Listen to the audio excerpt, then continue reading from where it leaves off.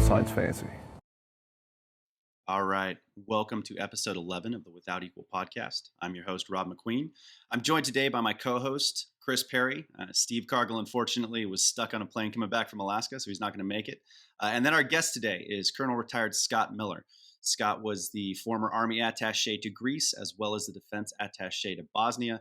And we're really looking forward to a conversation. So, Scott, I'm going to turn it over to you, give a little introduction about yourself, and then we'll dive into this part of our perspective on Ukraine.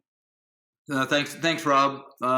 Really, just a 30-year Army veteran with a number of different assignments, both infantry, aviation, special operations, and then as a diplomat in Cyprus, Bosnia, and in Greece. And I have had quite a bit of experience working with or just dealing with the Russians. Not that I'm a Russian expert by any stretch. There's far more experienced guys out there, but I have learned a few things about at the strategic level, what could be kind of those things to consider and to measure.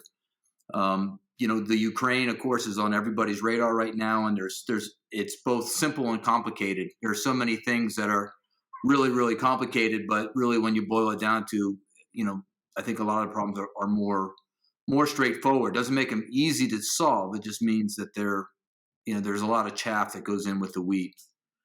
So I don't know. If you would like me to start with just how we got to where we're at, or jump in right there, or kind of current events. I really want to hear your perspective on how we got here, because I think there is a wide variety of what brought us to this point, especially if you look along political lines in the U.S. So I would love because what you said is really important. It's both simple and complicated. So give us a quick one-over of your perspective on how we got here, and then definitely let's jump into current events. And for me, people could say, well, there's a million reasons why, Russia invaded the Ukraine, and there's lots of factors, obviously. Putin is obviously at the center of all this. My personal belief is that Putin wants to establish his legacy. He's amassed all the wealth that he could possibly do anything with. And I think he's been in power so long that establishing his legacy is what his primary driver for doing this was. I think Putin does not have enough people, or any people, that basically are ready to tell him that that he's got rose-colored glasses on, and that he's not able to. Any of his ideas he probably considers to be the best and only good ideas, and therefore he's the strong czar that can make things happen and drive the whole train, and he can envision it, therefore he can make it happen. And there's nobody, I doubt there's few people that are challenging him within his realm once he's committed his mind up to doing something. So I think that has really kind of cultivated his decision to go to the Ukraine. I think the other pieces of that, he's used many of his techniques from the KGB on disinformation and propaganda and other things to try and mobilize the sentiment that he needs. He controls the media in Russia, and he has for so many years that he believes that everyone pretty much will toe the line, whatever line he wants to put out there. I think the truth is, though, that many Russians are very skeptical as to what the real truth is with Vladimir Putin. But how we got here, I kind of actually blame the West in many regards to how we got here. I think when you look at Crimea, when you look at start with Georgia, when you look at our response to Georgia and the Crimea, the Europeans basically rolled over for Putin. And people may not want to hear that, but I think that's totally true. I mean, you can't continue to buy Russian energy and just say, well, we didn't like what they did, but we need their energy worse than we need to have the moral high ground. I've been lectured to by enough Europeans for U.S. policy to kind of look at them with a very clear eye and note their hypocrisy when they look at their own interests and don't, they can wag their moral fingers at us at the same time they fail to do what they need to do in order to uphold any kind of shred of moral dignity. So they've cultivated, and they're not alone. I mean, the U.S. could have taken a much harder line with Putin. I think this idea of trying to westernize Russia has gone about as well as it has with trying to westernize China. I mean, they've been able to take what they can from it. And I think when you look at the enrichment of the elite in Russia, I think that's actually one of Putin's weaknesses. People recognize this, and I think that's an area where that's probably an area ripe for exploitation. To my personal belief, well, I don't want to jump too far ahead, but anyways, I think that Putin was never hemmed in after Georgia, was never hemmed in after Donbass and his bad actions in the Crimea. He was never really severely penalized for those things, and so he doesn't. He never. They're not going to do anything, and he thought that he could do this thing in Ukraine fast, and I think he probably had rose-colored glasses on when he went into the Ukraine. He probably didn't think Zelensky was the strong leader that the Tsar Putin is, and he turned out to. Zelensky, in my view, has been essential to keep the spirit in the Ukraine up. Without Zelensky making the right moves, I mean, he didn't leave Kiev. He showed pictures of him being out on the streets. He didn't take the bid. Hey, we'll be a government in exile. He knew that would be the end. So he may give his life for his country, and if he does it, he'll be a credit in history. And I hope it doesn't come to that. But I have tremendous respect for what the common Ukrainian is doing and willing to suffer for their independence. And I think their example has been a big reason why so many Americans and Europeans have decided that they're going to join the ranks and figure out how they can help Ukraine, whether it's completely, with veterans from the U.S. military going to find a spot in their their volunteer brigade, or whether money or whatever else. I mean, I find myself in that same kind of boat. I'm actually, interested in what can I do, and what more than just clap on the sidelines.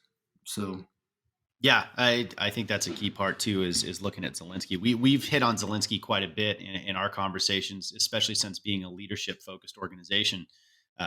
What he's done in this time frame, I think, is Scott, to echo your point, one is amazing, and history is going to show it that way, regardless of the negative messaging that's coming around on prior to this conflict. The kind of heavy handed government, so to speak.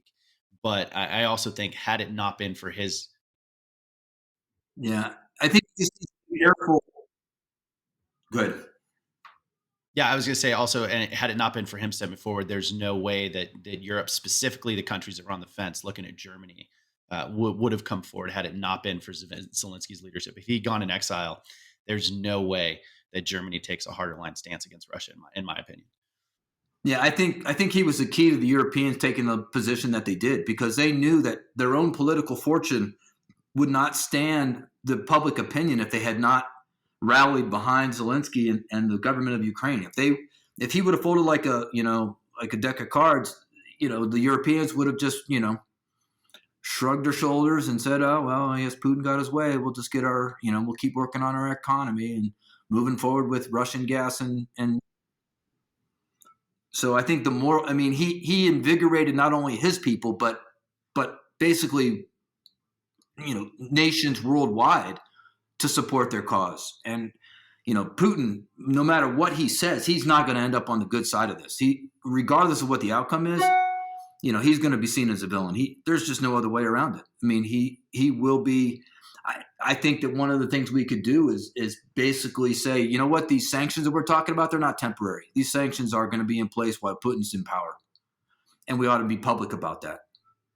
And to me, that's the key. The key is to undermine Putin's legitimacy within his. If he's no longer the caretaker of the Russian future and seen as someone that's destroying their future, whether it's through a nuclear holocaust or through their own destruction of their economy, the only way he comes out of there is by being drug out by Russians by his feet. That's that's the only way that. Yeah, I agree. Let's Scott, let's roll back to you, because I think that's a good transition point to talk about kind of how things can go next, and what we can do. And so let's look at kind of the key part here. Europe rolled over, that moved down. We've kind of got them that set us up for where we're at.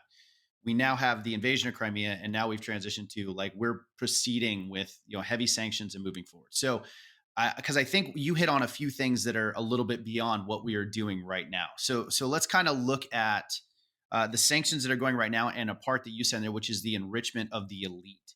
Because this is one of those parts where, had it not been for this kind of resurgence of Russian oligarchy, right? This resurgence of Russian wealth outside of kind of the political elite and the government.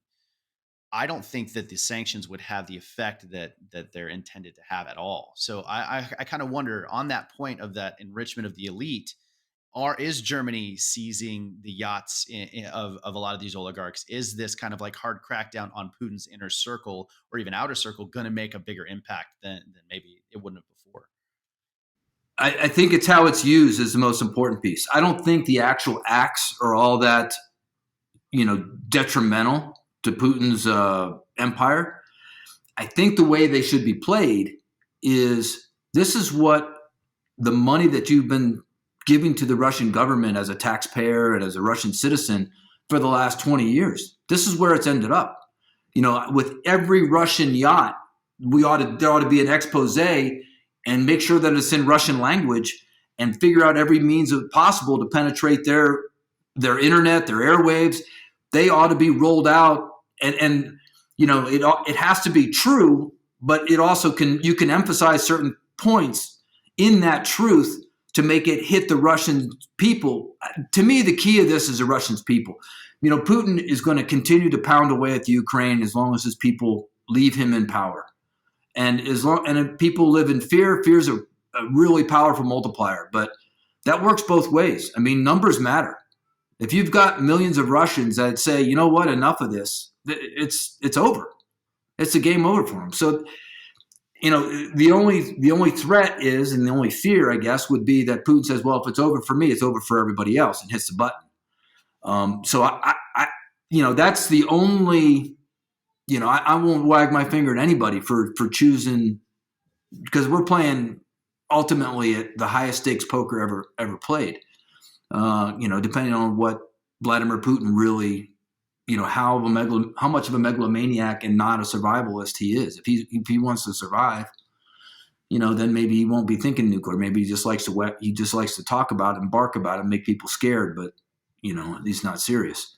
It also depends on how I'm not an expert on the inner circles of the Russian nuclear launch system and how many possible interventions there are within the Russian circles to stop that cycle from starting.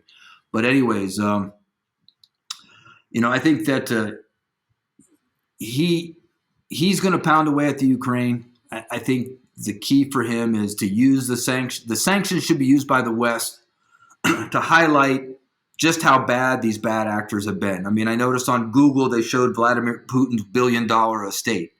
To me, that should be getting lots and lots of play in as many different circles as possible. The opulence and just how much money has been wasted that, and all those things. And actually, to be honest, making a mockery of him is also useful. All his bare-shirted kind of, if we turn that bare-shirted, wrestling the tiger or whatever he does, that makes him look like he's this powerful guy, I think we should make a mockery of it and spin it that way in Russia. This is not a serious person. This is just he's a guy that's just basically trying to feed you these little trinkets. He's a World Wrestling Federation, star that's trying to come off the top rope for effect. So if we make him into this, that would bring new meaning to the term, the people's elbow. I think just for a common entertainment purpose. Exactly. Yeah, we don't want to say the atomic elbow. No. Yeah, it's interesting because the messaging piece you just talked about, and you hear everything from Hollywood kind of trying to jump on the Ukraine bandwagon.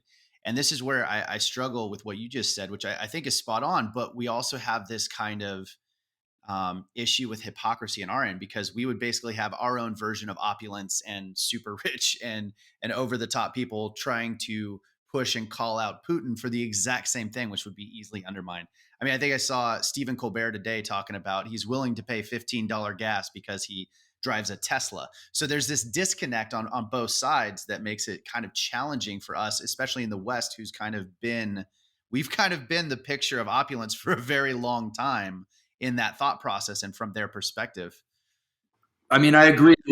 Stephen Colbert is certainly not the guy to present the argument that about opulence, and we have to package the message correctly.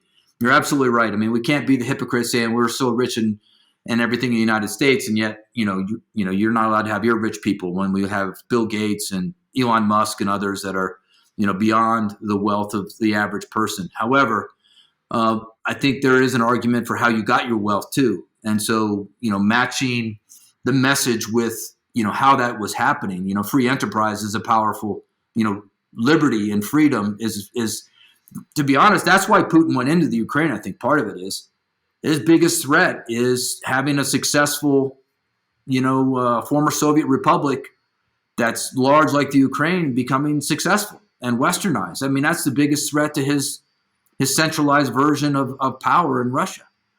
What can happen. So I think that if we marry the corruption of the Russian oligarchs and Putin with a message about, the reason why the U.S. has been successful is because of freedom and because of the ability for people to make choices and, the ability for meritocracy to work.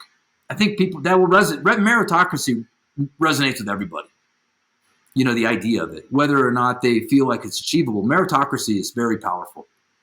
And, we saw that in Bosnia. People want that regardless of however broken down they are, where they feel like corruption and the elite have all the power. They still want meritocracy. They want it for their kids.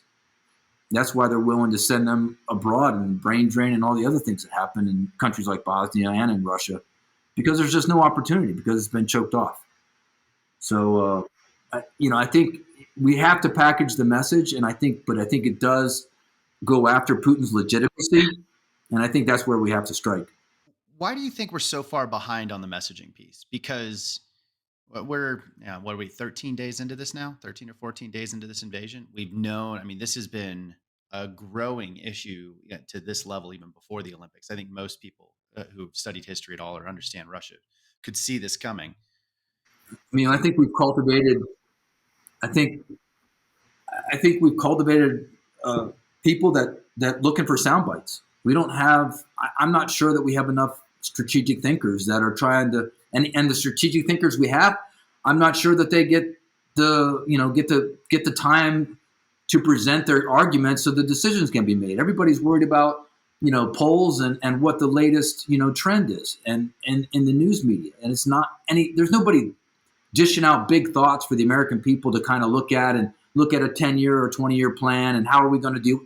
10 years ago, nobody was looking at Putin saying, what's our 10-year plan to basically wreck his legitimacy and get rid of this bad actor that is a threat to world peace. Nobody was talking about that.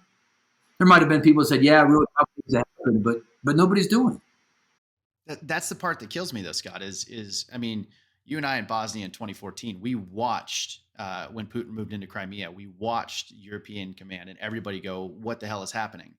And you would think after that point, somebody would have looked at this and be like, hey, maybe this is going to be an issue. Maybe we could piece off 7 or 8 people to work together on a damn plan on this. And so I think it's still frustrating to me. And I know it's got to be to you to look at this and realize that even on the messaging piece, something that is so simple, why are we so far behind?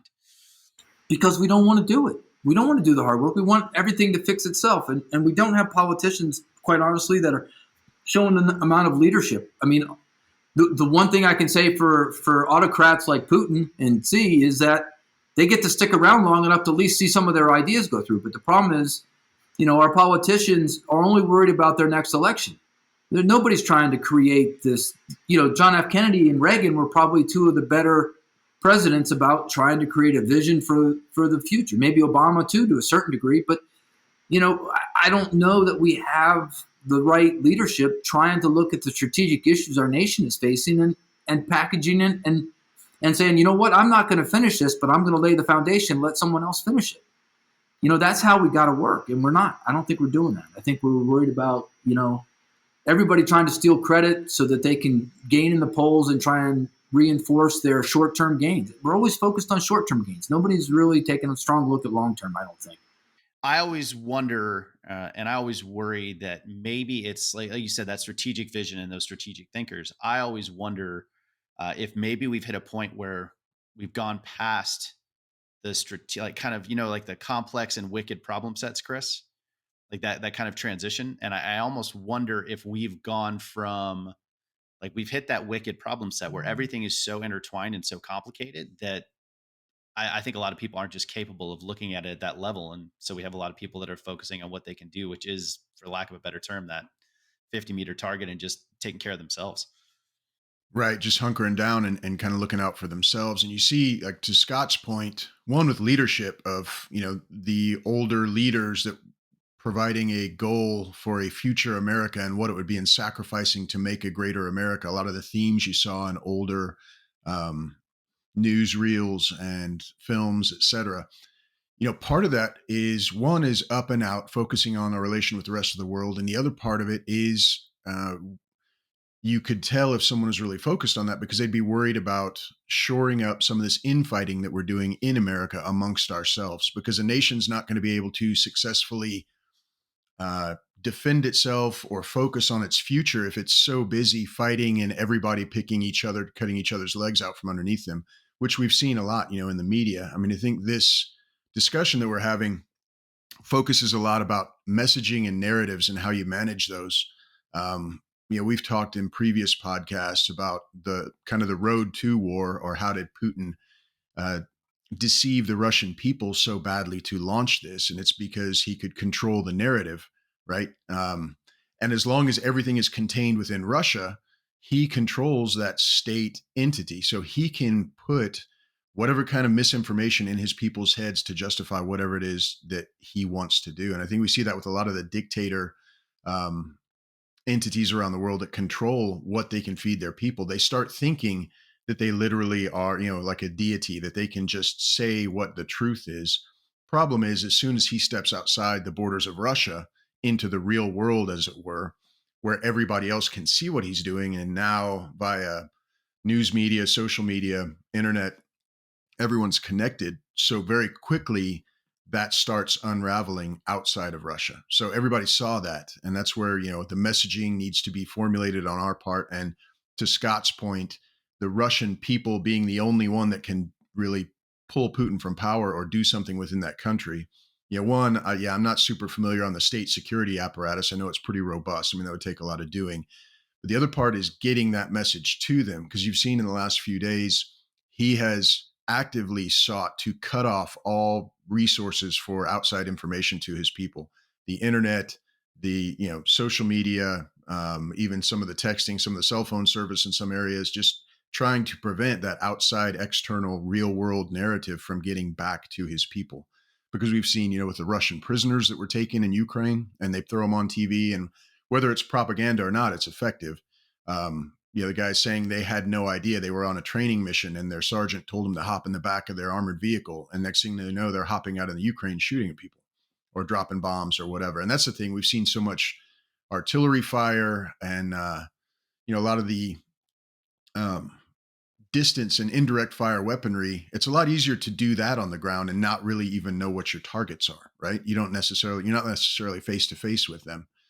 So we saw a lot of that early on. And then I think some of that narrative is starting to unravel even amongst the Soviet forces or the Russian forces.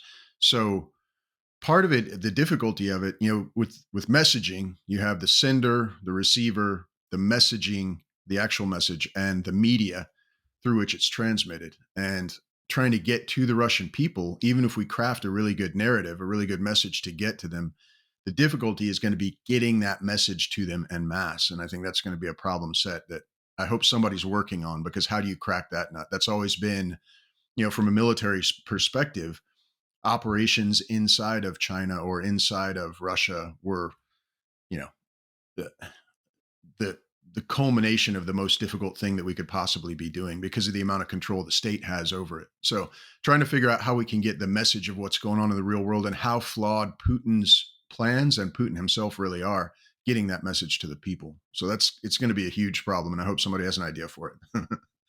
Yeah, I think Chris, on top of that too, what I want to hit on is, when you and I have seen this in disaster relief a ton, which is that kind of new Maslow's hierarchy of needs, right? So back in the day, you could remove communication, you could take that state TV away, or just the 13 channels and three fuzzy white ones that you've got. You could turn that off and nobody would really notice. But we've seen this, like in the middle of a natural disaster, priority one is getting that cell phone up. I mean, it's not water, it's not food. It's shocking to me how that cell phone is priority number one. And so I wonder if kind of Putin's Cold War era tactics, or this old school thought process of, hey, if I can't control the narrative, if I'm losing it to this like larger information dominant space that exists, if that old school tactic of removing that cell phone or removing that access to information is not going to have a differing effect than it would have had in the 80s. I think that's a complex piece, because having seen it, 20 times where people have lost that sense of communication in what is, in the middle of a disaster, that becomes a focal point and that becomes a priority. So I wonder if that's going to happen in Russia, where people are searching for that information and maybe creating that gap that will allow us to get the truth in there, get the information in there, and degrade Putin's narrative. Well, I think one of the things to consider possibly is the fact that the Russian soldiers are in disbelief themselves, and they're connected to their families. So the word is going to trickle out from the Russian forces themselves in Russian by firsthand knowledge back to families, saying this is a bunch of BS what we're doing. And the Ukrainians probably have an extremely well-connected network into Russia, at least into the neighboring parts of Russia, that they can leverage as well. That's getting that message out. So I think my honest feeling is Putin's going to try and control the narrative, but he's going to lose control of the narrative. He's almost, time is not on his side at all, whether it's in the messaging side or the fighting side. Time is not on Putin's. If he could have won quickly, maybe he could have pulled it off, but he's in a quagmire. And I think every day that goes by, it's going to cost him, both on the messaging side, but also on the tactical side and operational side. Yeah, the operational side, I think, because transitioning from that conversation about communication and the messaging piece, the operational side has been a huge shock to me. And we've talked about this in previous episodes as we started to go into this. Ukraine has far outperformed my expectation. And I think that in itself is going to have that kind of strategic impact that's going to allow this to go longer, because I don't know what the shelf life is for this conflict for Putin before he hits kind of that terminal point. And on, again, on the tactical side, I think it's a wake up call for everyone involved, because, what was, depending on who you spoke to, the second or third most powerful, largest army in the world is now showing some of its capabilities, and it's under impressing at best. Part of it is, maintenance. Part of it is quality of materials. Part of it is the knowledge and effort of the people who are running all of that. And it's been surprising for everyone, I think, who's been afraid of the Soviets, Russians for so long, that, seeing like flat tires and lack of fuel and lack of food and things not working, and how quickly their top of the line aircraft are getting shot down by, some soldiers out in the field with some surface to air missiles. I mean, it's been a little bit game changing. I think some people are going to have to go back to the drawing boards as they start to plan for future conventional engagements, seeing what capabilities are.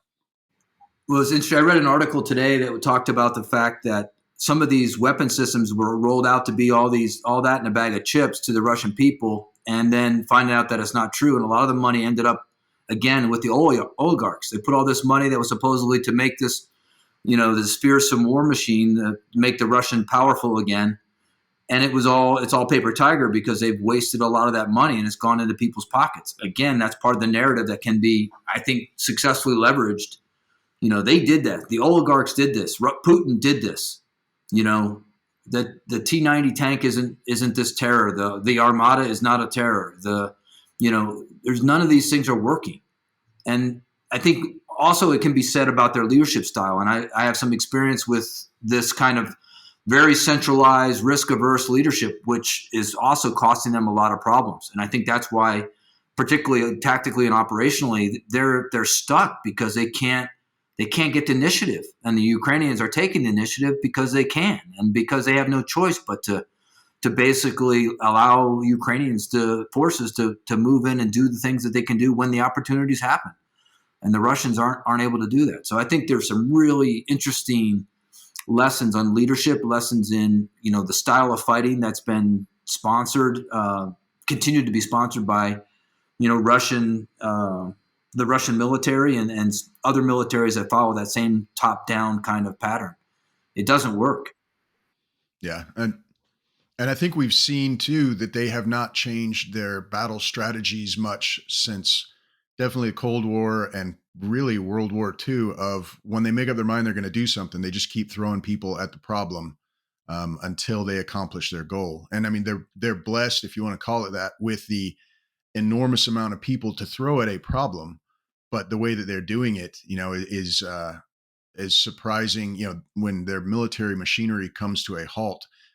But I don't know if it's ego, pride. They're not changing their battle plan. They're just continuing to push harder, and they're just going to lose more people and lose the narrative that way as well.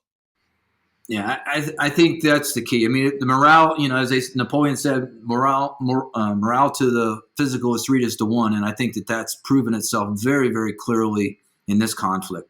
And morale is low in Russia, in the Russian forces. And so it's multiplying, where it's, if you had neutral morale and they had high morale, it's 3:1. Maybe it's 9:1 right now, with Russian morale being pretty low because of, they're stuck in a quagmire. They're getting picked off. The leadership's poor. They don't have supply. They don't have food. They don't feel right about what they're doing. I mean, all those things are playing out to the detriment. And it's like I was saying before, time is not on Putin's side. Right. Well, and I read an interesting article today too, saying I think it was the number 2 at the Russian, like their chiefs of staff, I think, was killed. Which is this is a really interesting piece.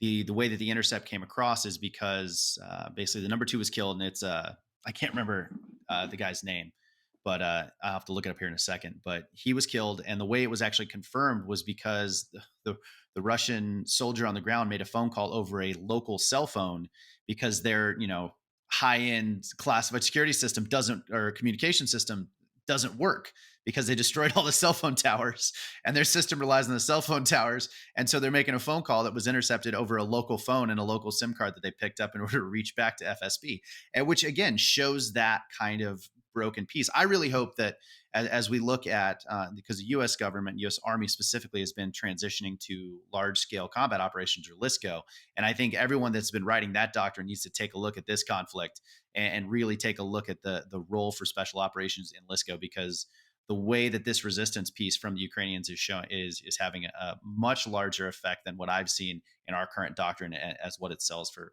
capabilities for a resistance in LSCO.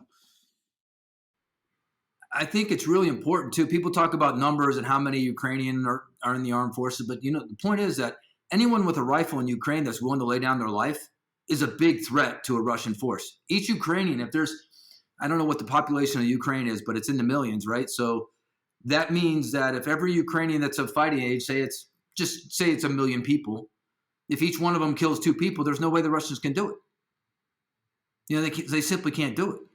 And not to say that ratio is always going to work, but bottom line is, with that kind of mentality, Russia's going to lose this thing. And I think that's at least, as long as, and back to kind of the leadership style of Zelensky, as long as Zelensky stays in the game, the Ukrainians have proven to want to stick it out and fight for their independence. And I think that's a real problem for Putin. I don't see a way clear, except he's got to try and get rid of Zelensky. Right. And then there's also the trickle down effects of, any time in economy or anything else, when you pull from one area, it's going to have effects. So even with our sanctions and the oil and it's having other unintended consequences in the economy and the world economy, not just the US. But when you talk about that, as he's having to throw more and more people and equipment, et cetera, at the problem, he's having to pull that from somewhere.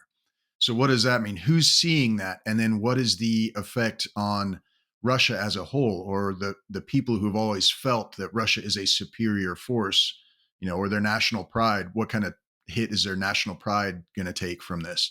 So all the other effects that come out of this, the longer this drags on, the more they have to reposition forces, the more hopefully that at least some of these sanctions or embargoes work. What other effects is that going to have on Russia as a whole? It'll be interesting to see. But I think there's also a psychological effect on, maybe it's on the more cosmopolitan Russians, but the Russians that see all the U.S. companies that maybe they were feeling like, oh, I'm becoming westernized. I've got all this, I've got a cell phone, I've got, iPhone, I've got all this, I drink my Starbucks, whatever they have in their minds as being, kind of cool. All that stuff's going away. All that stuff's leaving. And it's like, why is the world treating us all like a pariah? Maybe there's more to it. And there was an article I read today that was talking about this she was a executive producer for RT that quit. And she quit because basically, she basically couldn't deal with the, what was going on with the war and the fact that Ukraine was trying to be subjugated against the totalitarian regime that she basically didn't really agree with. And, other people are going to see that. And she was basically saying if people wanted to find out the truth, even in Russia, you can do it. And so we just maybe we got to amplify those connections. Maybe we got to reinforce those connections, but also it has to be done in a way that's not seen as like U.S. propaganda either. The Russians will be looking for that. So it has to be as factual and as relevant and as, and as clear, black and white as we can possibly make it. And we can't afford, I don't think, to lose the trust. I mean, they already don't trust us. We can't feed them stuff that's simply not true. And then we look it hurts our position rather than helps it. Yeah, absolutely.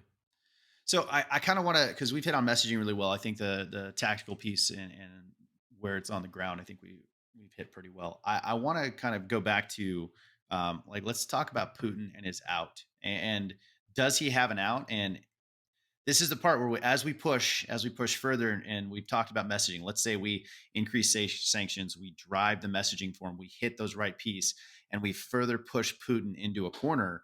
Like, I think from this conversation, Scott, what I'm pulling is, how do we give Putin an out that puts him in a cage and doesn't let this happen again, but at the same time keeps him from being that really wounded, dangerous animal in a corner with his finger on a button? Because if this is about his legacy, and his legacy right now looks like a failed tyrant with a broken military and, just opulent lifestyle, would he rather wipe the slate clean, so to speak, than have that be the legacy going forward? And that's a question I can't answer.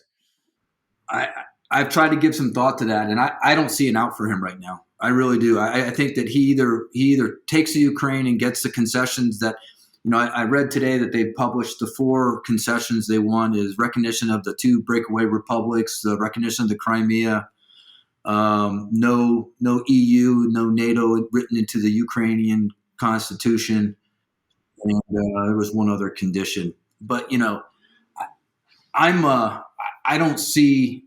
I actually don't want to see the Ukrainians give up on that. I don't think we have the right to ask the Ukrainians to subjugate themselves to Russia and deny their kids the future. I wouldn't support it. I don't think it's right. We lose the moral high ground if we try and push that agenda, I think. So, if that is the bare minimum where Putin can declare victory, I don't see the Ukrainians giving that to him. Maybe they will, but if I was in Zelensky's shoes, I'm feeling empowered right now.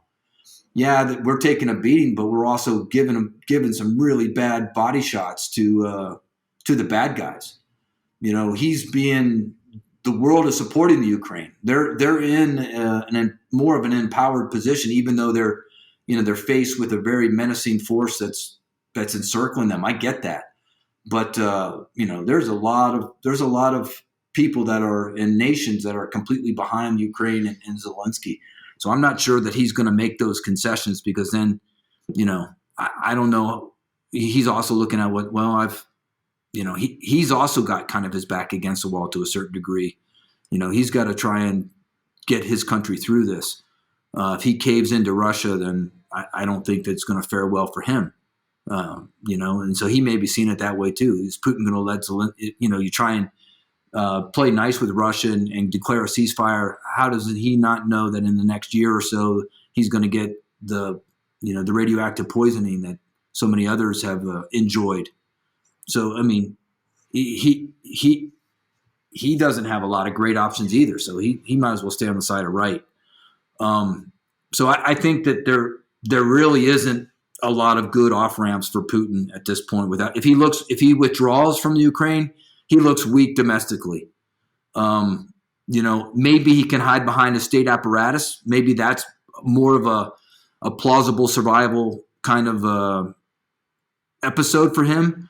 If he continues to hammer at the Ukrainians and eventually gets lots of Russians killed, but eventually maybe takes the Ukraine, maybe he can survive that way. But I think hopefully the world will continue to condemn him and leave him come out in the woodshed forever. I don't know, but I think that either, three options are either if he quits, it doesn't play well for him domestically. If he beats Ukraine in submission and takes a lot of punishment, Russians are used to that. That's probably his most viable course of action right now. And he's going to lose a lot of Russians, and it's going to be really ugly for the next 2 or 3 months, and eventually Kiev will fall, and maybe he'll capture Zelensky, and then he'll declare his little victory, and it'll be this pariah state that exists in Europe that we have to deal with. But my hope is the Ukrainians hold out and continue to punish the Russians, and they get stuck into a quagmire, and they just can't get themselves out of it. And then he's going to be forced to withdraw like they did in Afghanistan. And if that happens again, that's going to be a huge body shot to his legacy and his image in Russia, and everything that he's tried to cultivate. So, and then the last thing is, I think, I don't think I hope the nuclear option is not really high on his list, even though he's wolfing about it. But I think also that might not play well either. I mean, even his state security guys don't want to go into a nuclear war. They've got kids too, right? I mean, the state security guys that he's trusting, if they're faced with, we're going to get into nuclear exchange with the United States, I don't think that that's a wise move. My kids are never going to have a future. So only the most loyal and most crazy would not try and look for their own out. Their own out would be, let's get rid of this meathead. That's what the West wants. And that's a big question too, I don't know enough about the Russian state security apparatus. If there are currently chinks, who would replace Putin? Who would have the ability to remove him, if that's even possible? I don't know, but I mean, that's a huge piece of it, right? Because that's what helps perpetuate his legacy, his influence, his ability to stay in power. I don't know how robust that is.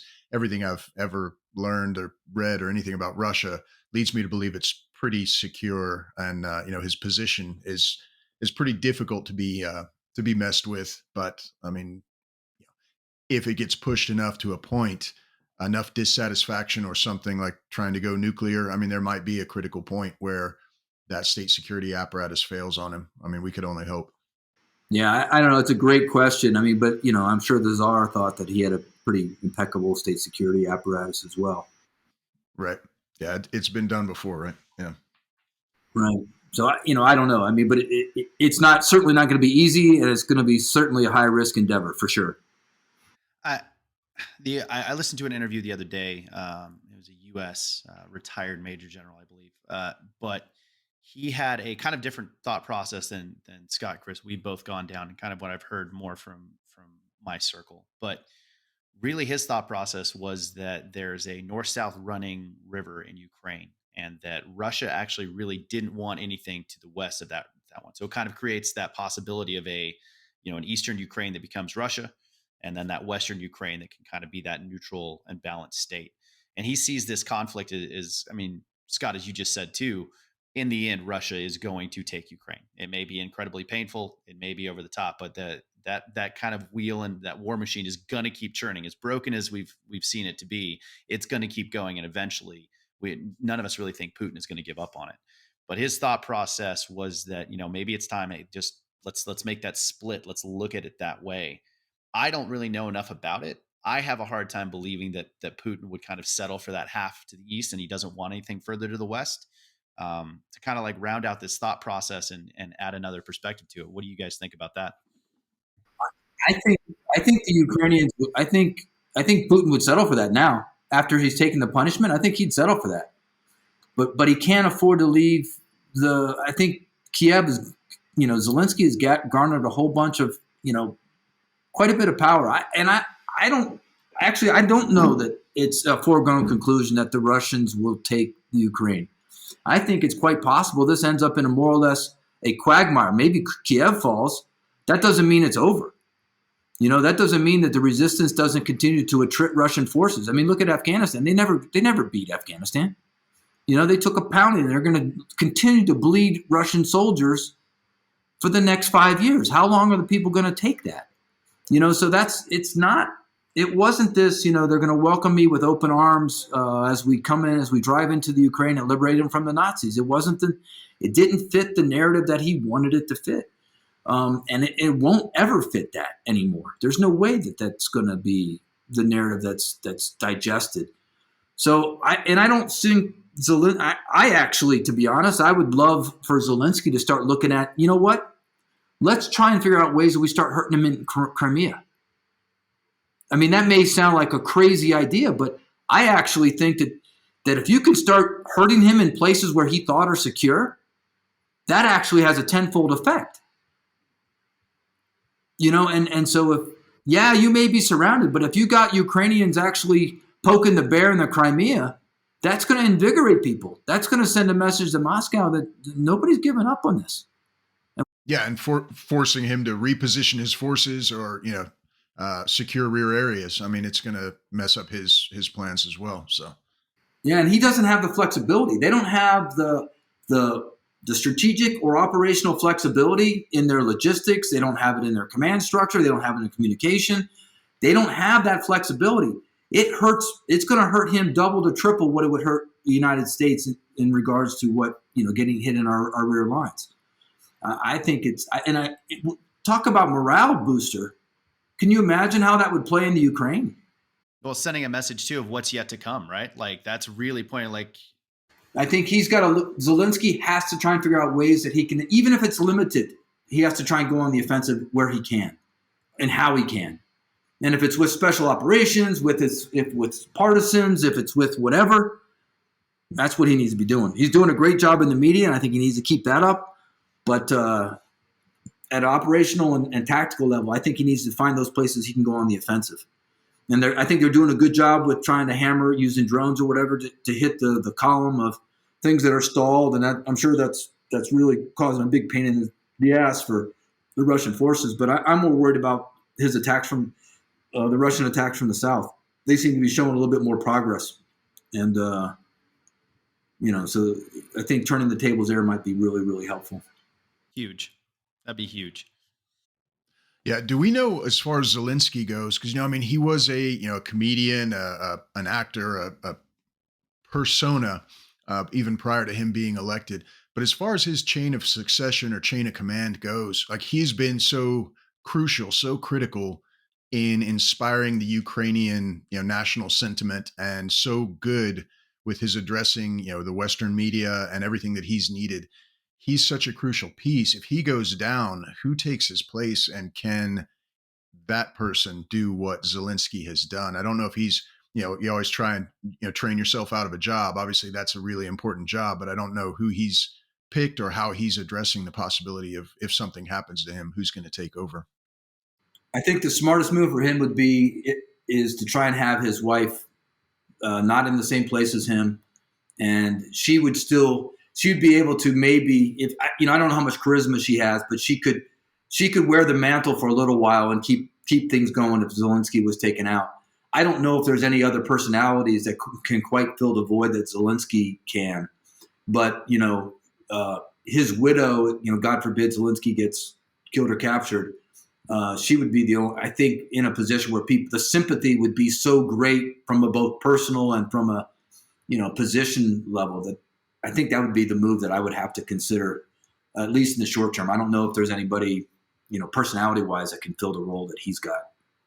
Right. And because that's the other part of it too, is I imagine Zelensky is not doing all of the strategic repositioning of force. He's got his generals underneath him that are helping with the fight, that know everything that's going on, but those people may not have, the persona, the personality to get out and represent Ukraine to the West, even though they may be the ones who are actually driving some of the battlefield effects that are going on. So yeah, That's a great point, because obviously some good generalship that's going on out there. I mean, so you're right in that observation. I think is that maybe there is somebody there that has that capacity, and it might be true. But certainly Zelensky's doing a great job with the cards that he's got. No. Man, this kind of goes down to, I wish there was an easy answer, and there just isn't. And there's so many complexities. And Scott, I love this conversation because we've taken it down a path of, looking at how can Zelensky go on the offensive, which is a critical piece. Who replaces him?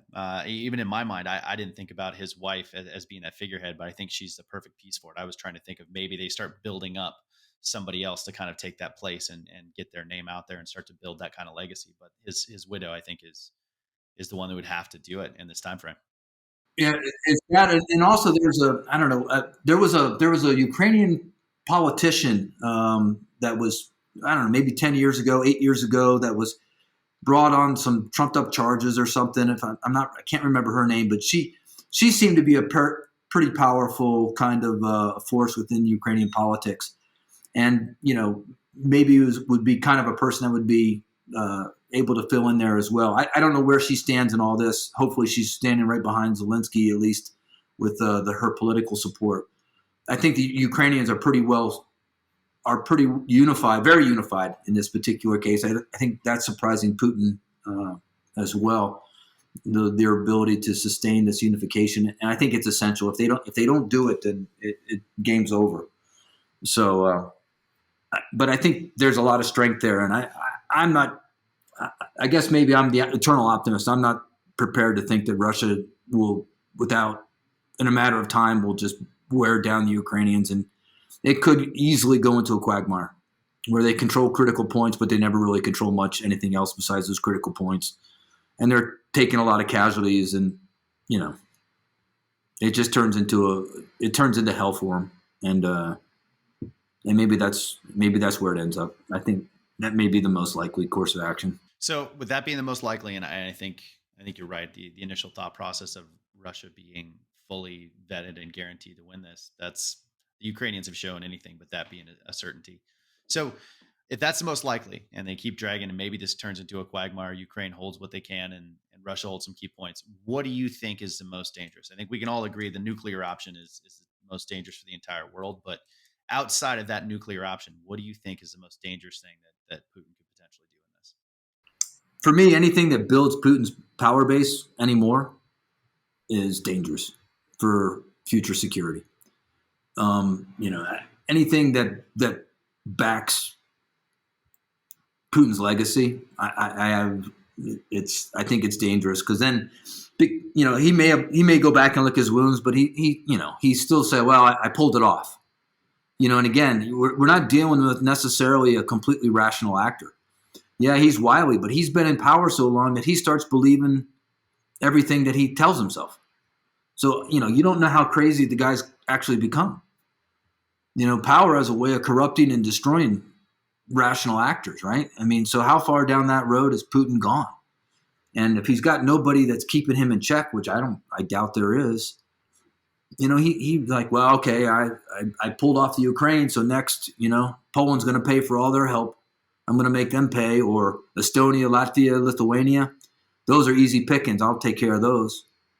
I don't know. I mean, I think anything that reinforces Putin's power is, for me, the most dangerous course of action, short of the nuclear option. Nuclear option, of course, is the worst case scenario. But that nuclear option, if it looks like it's going that way, that also can be the catalyst to have him. But I wouldn't want to play poker with those stakes at all. Those are not decisions that I'd want on any leader of the United States or in the free world, in the EU, trying to have to make a decision on do we start going up the nuclear escalation ladder because we have to, and hope, cross our fingers that somebody takes Putin out because the Russians don't want to have a nuclear event. That's higher stakes poker than I'm interested in. What a time to be alive.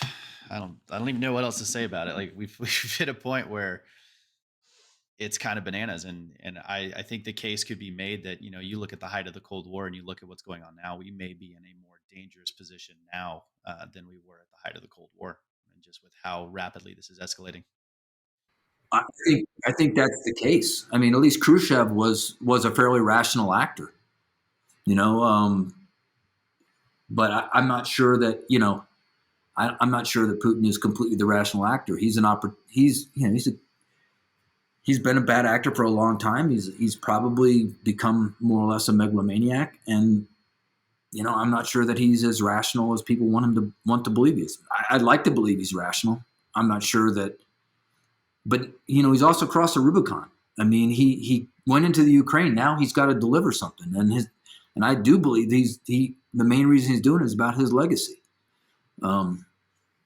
So I don't know where that goes, but I think there's some great lessons here with regard to war is not going away, for one thing, and we need to start looking at our long-term strategies probably a little more seriously with regard to what we do, either in foreign policy, economically, militarily, strategic, all those things. We have to start taking more serious and pragmatic looks. I think that it's also very important to understand the China question with regard to how things go in the Ukraine. I think, fortunately, the world opinion and how it's unified around Ukraine has caused China to take pause, perhaps. That's my hope, anyways.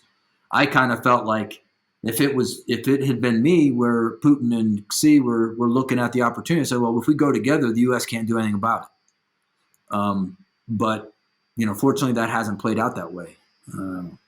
But there's a lot of autocrats out there. When you look at Turkey, you look at Algeria. There's some fairly powerful regionally autocrats that are probably eyeballing this thing, saying, is this my opportunity? Let's see how this plays out. Is military strength enough? Can we just do what we want and we'll just take the economic punishment for the short term, but get long-term gains? So, but I bet you they're looking at Russian equipment a lot more differently.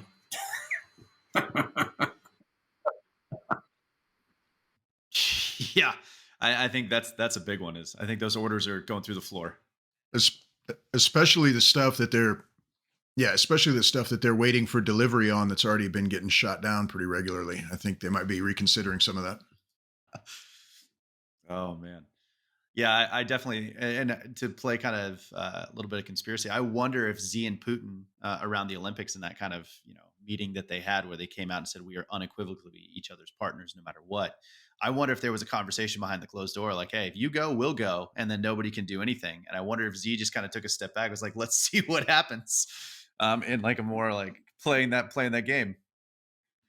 Yeah, I mean, really, they may have been waiting for the U.S. to decisively commit forces to Europe and then figured that would free them up to do something. And that hasn't happened. So they can't, right?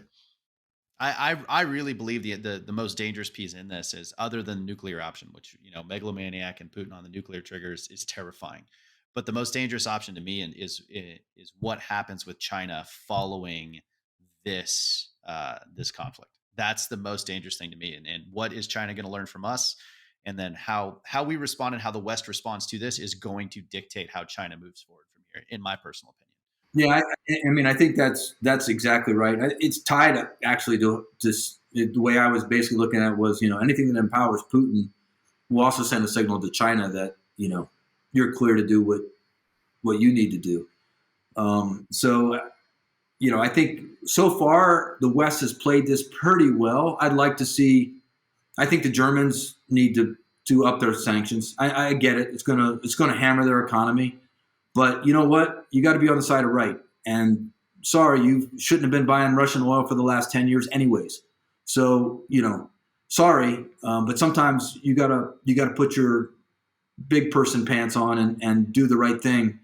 Well, and that's that internal EU politics and a little bit of layover from World War II. Like that, I think people forget that is still there's still some feelings about that because I'm watching the EU's energy policy that shifted immediately after Germany decommissioned their last nuclear power plant. All of a sudden, their new green policy is like, well, we actually need nuclear. Sorry, Germany, we're going to shift that so we can actually retain the rest of ours. So there's that internal politics and that internal dynamic that I think people overlook looking at Europe as Europe's just Europe. Everyone's great in there. Like, no, there's still a lot of issues internal to that I think a lot of us in the West don't see.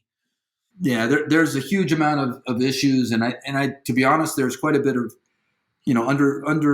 undercurrent of resentment towards Germany, and Germany can be a bit of a heavy-handed kind of autocrat within the EU sometimes. And I personally think that they need to stand up and do the right thing. Given weapons, that's a great move. Okay, Germany, bravo. But really, where it hurts is when you cut all that money from going into Russia. That really hurts. That's going to be a meaningful impact. And I get it. It's March, and it's not going to help your economy. But you didn't make any strategic reserves. Well, why didn't you do that? Why did you make some of the choices? You want to be green. You want to be green and hug trees. Okay, that's great. But really, you've been still buying money from buying oil and natural gas from a menace. He's been a menace for 10 years. It's not a surprise.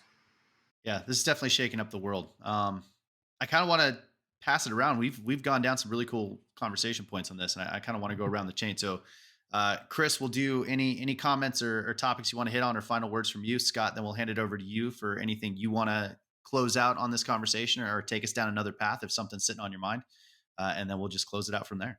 So, Chris, over to you, bud. Yeah, I just wanted to thank Scott for coming on. It's always awesome to hear another person's perspective, somebody that has so much knowledge about that area, what's been going on, and your background as well. It gives you unique perspectives. I enjoy doing these, and I enjoy every time we do it. I learn something, or it gets me thinking in a different direction. So I've just look forward to continuing to do this again. I hope we're all talking about it in the past tense in the future very shortly. I hope this thing ends.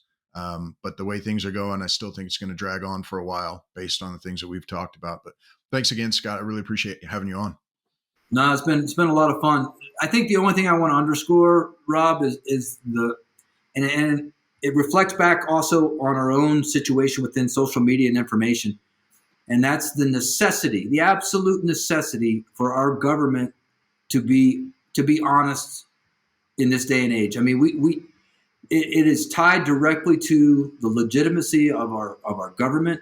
And if we can't, if we want to push out propaganda, whether it's propaganda going against Russia or whether it's propaganda, whether you're talking about another political party, we have to be honest with the people. As soon as people don't trust you as a government, our institutions will start falling. And so I think the information space is a really interesting point, and I hope strategic leaders are really paying attention. You have to be straight. I think with the American people, you got to be straight. I think the Russians really are dying for a straight message about what the reality is. I know it's going to take time. I know it's not going to be easy. I know all those things, but it doesn't mean that we don't figure out how to start pushing that ball up the hill. And I think we need to do it because I think his Putin's legitimacy completely unravels once all the, once all the facts are out there and people can kind of see it for themselves. That's it. Game over. Absolutely. Hey, thank you so much again, Scott, for coming on. This has been a great conversation. And thank you, everyone, for tuning in to this episode of the Without Equal podcast.